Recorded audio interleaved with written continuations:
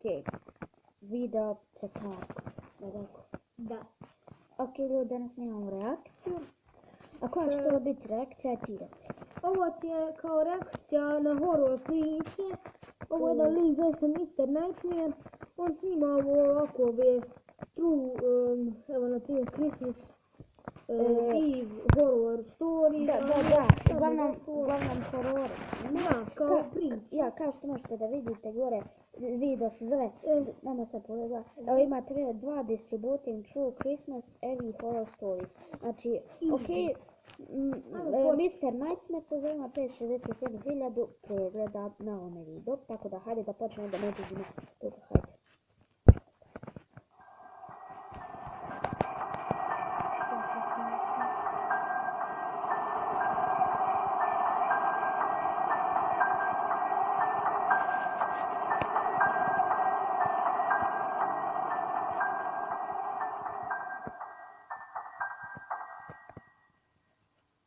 Last year on Christmas Eve, I was working late. I'm 23. I work in New York City and commute home every day on the train. Since I'm one of the younger ones in the office, I got stuck with one of the worst shifts, so I wasn't able to get home until 5 o'clock. Samo ljudi, da znate, nismo mogli naći kao ovo je na engleskom, nismo mogli naći na našem. Ja, tako da. My family had already left a whole hour earlier to go to my cousin's house, so I had to drive low. After having a quick snack before the half-hour drive, I got back in my car and put my cousin's address into my phone. Halfway through the drive, it started snowing. I got to my cousin's house around 6 o'clock.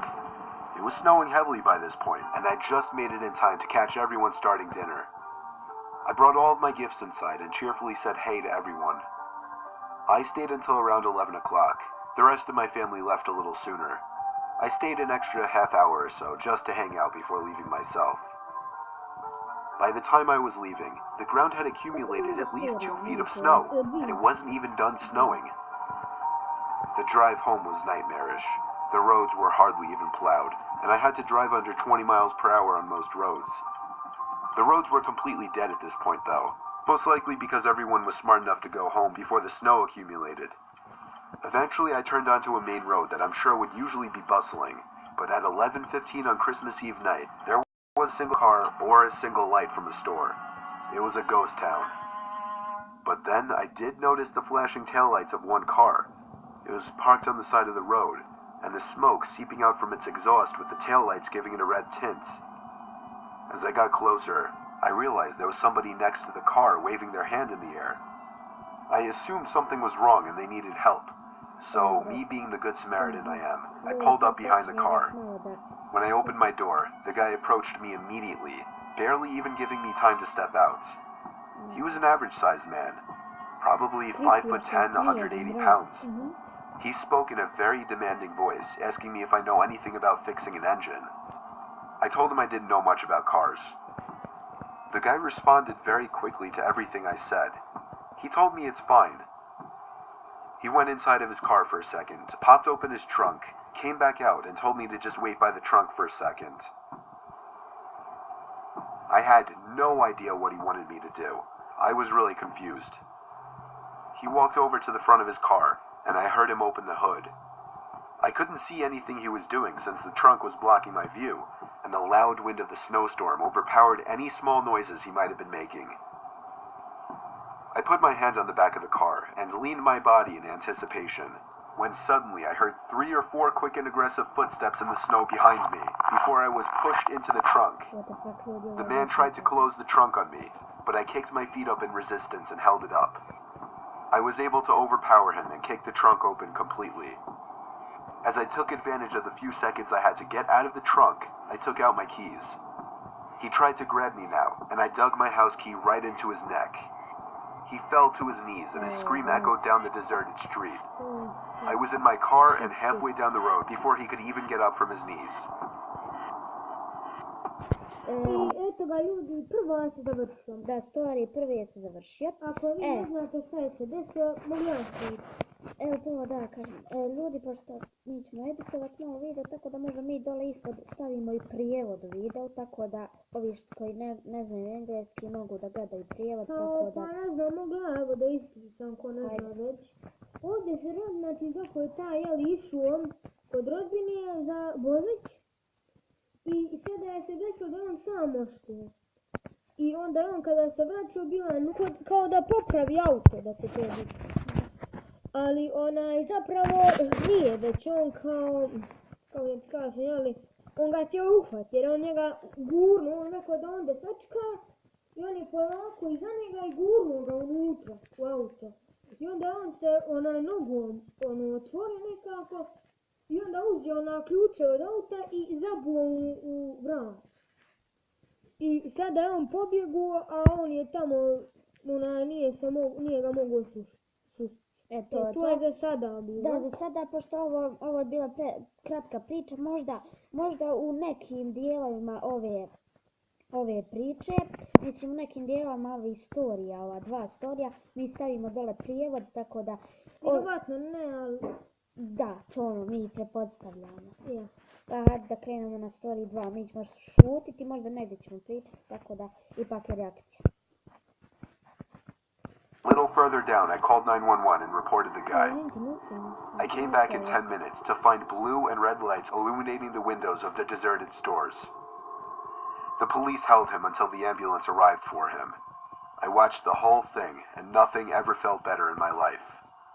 I got home safely half an hour later and told my family everything. I was still very shaken that Christmas, and this remains possibly the most horrific thing I've ever experienced. Ovo je kraj, ljudi, prvi izvinite, ali ovdje je samo se desilo kao da je došla policija, on to rekao rodinu. Tako da nastavimo dalje. Story 2. It was Christmas Eve, 2009. I was 18 years old, working at CVS. Unfortunately, I got stuck with a closing shift on Christmas Eve, meaning I'd be the only one there until midnight. I was considering quitting over it, but my parents weren't for that. The CVS was 5 miles from my house on a rather quiet corner on a dead-end street. During the day, it would normally be busy, at least busy enough to stay in business, but past 8 o'clock it would be uncommon to see any customers. On Christmas Eve night, I didn't expect to see a single soul past 8 o'clock. My shift started at 4, and it was surprisingly busy for the first few hours. As I expected, past 8 o'clock it really started to die down. The pharmacy closed at 10 tonight for Christmas Eve. Unfortunately, that meant I'd be alone at the register up front for 2 hours. Plus, I had a crush on the girl who was working the pharmacy, and we were talking most of the time the store was empty, so I was upset she was leaving. A whole hour went by, and I only rang up one customer. Come 11 o'clock, I was already getting excited for my shift to end. I'd been the only one in the entire building besides one customer for the past hour, and I was losing my mind. Suddenly, there was a very slight tap on the window. It didn't sound intentional, though. It sounded more so like somebody's zipper accidentally scraped against the glass. I turned to look out the window and saw a man out there. Heavy coat on, hood over his head, baggy jeans, and black boots. He was staring right at me. A few seconds after he realized that I noticed him, he walked over to the entrance and entered the store. He stared at me as he walked past and down one of the aisles before disappearing behind the shelves. Then, 5 minutes later, the tapping noise began.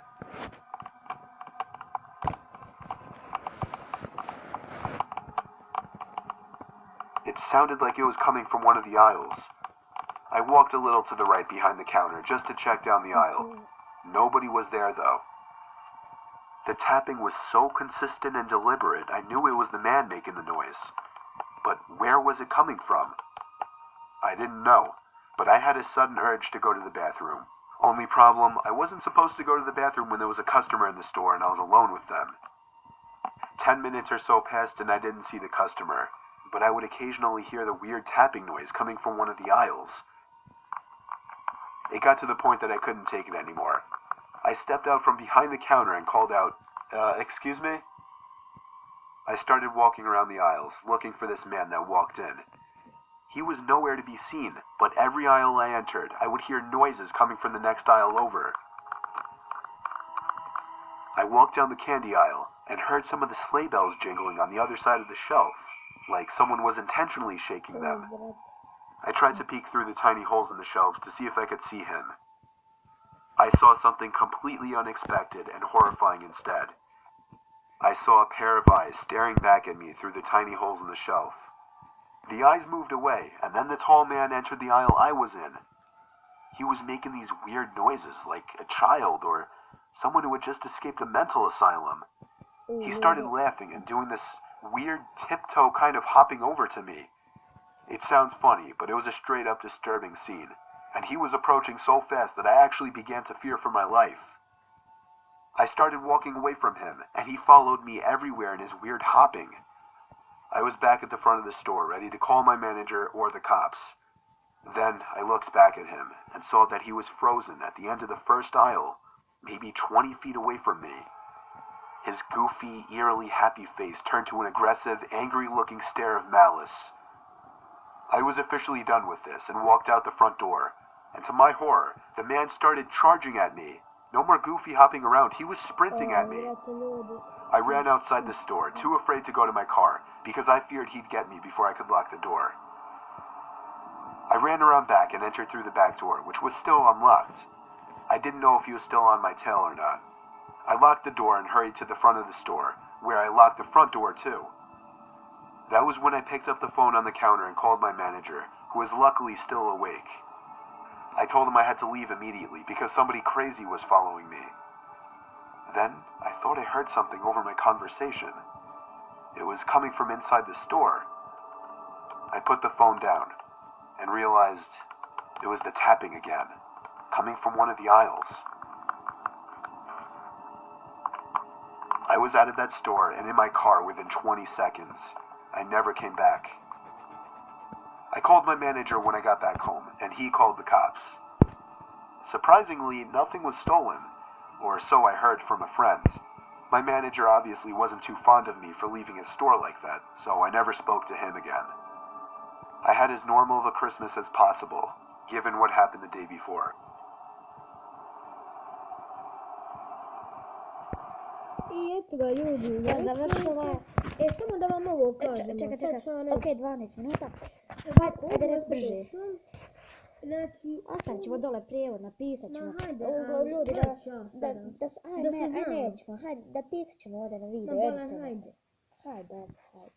Ovako, znači tu se radi kako ova lik radio negdje i bio Božić. I znači svi su onda otišli, on jedini ostao. I došao taj neki lik i stalno hodao oko njega. I onda kada on vidio ovako negdje vidi oči. I onda on za njih samo ga prati, bezdeska kutu, glupirao se. I onda kada on ga zove onoga svoga menadžera, onda on ga počeo da gleda i ozbiljio se. I on onda kada je krenuo da ide, da teči, da izađe iz prodavnice, on počeo da trči za njim, nije skakao, već trčio za njim. I onda je se on prepuo i zaključio tamo s oba dva vrata kod prodavnice, tu gdje on radio. I onda su oni, znači,